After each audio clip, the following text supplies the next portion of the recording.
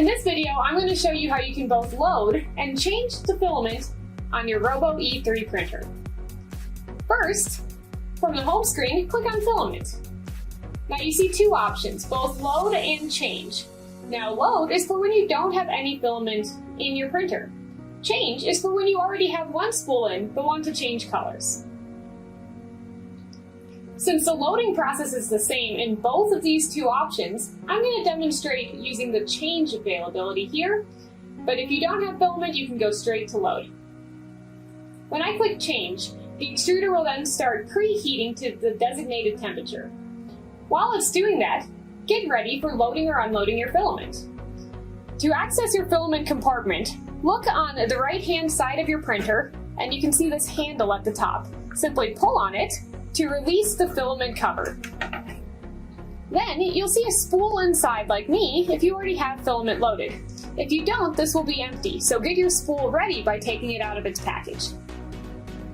Once your printer reaches the appropriate temperature, it will either start pulling on the filament or pushing it out.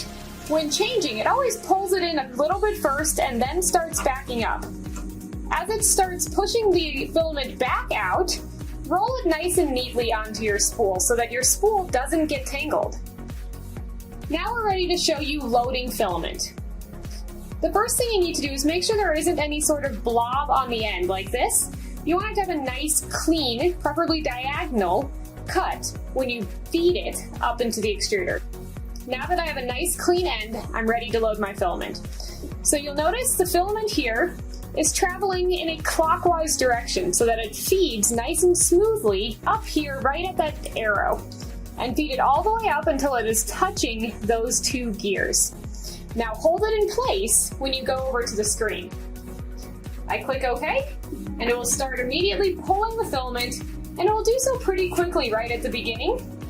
So while it's doing that, I'm just going to set it here onto my spool holder and sort of hold it in place. After the first few seconds, it will slow down, and you can place the filament cover back in place on your printer. This whole time, the filament will be feeding through the filament guide tube.